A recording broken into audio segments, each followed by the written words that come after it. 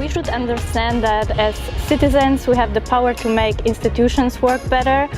For example, by enhancing citizenship initiatives, by working with different channels like NGOs, universities or media. Exactly, and that's where the media can help us fight corruption. Because when we protecting their sources of information, they can disclose the valuable information on corruption. And without that information, we cannot fight corruption. We cannot make our institutions better. I'm really happy that in Slovenia, a lot of cities is doing a lot about sustainable development. They're closing up city centers, offering space for the walkers, for cyclists, for small businesses to thrive back again in the cities. That's amazing, and I agree. Infrastructure in cities is important, but it's also important between cities. I was also able to study in Sweden while living in Denmark, and commuting every day by train really reminded me that with good infrastructure we can all travel more environmentally friendly as well. So for the future I hope public transport will be more affordable and more accessible for all. 2.7 billion people do not have access to clean cooking. So this means they use fuels such as coal or wood, which when burnt releases small particles. This is known as indoor air pollution, and it's one of the world's leading causes of premature deaths. So that means that bringing electricity to everyone is not just about creating jobs, promoting education and gender empowerment, but it's also about saving a lot of lives.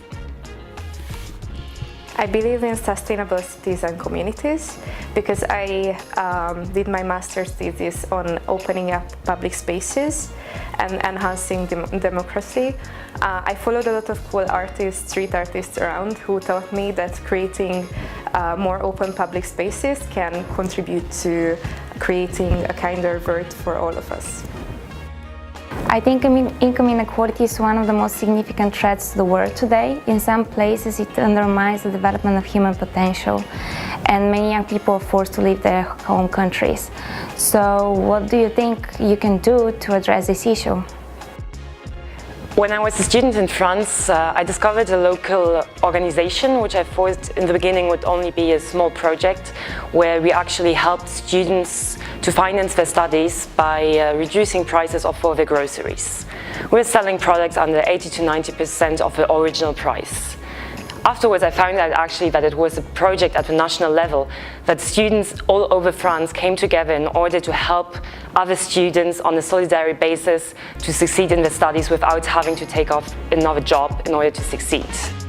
Let's talk gender equality. Why do I care about it? Well, first of all, because I represent one of the genders, and also because at least where I come from, people still approach feminism with a lot of prejudice and have stereotypical views towards it.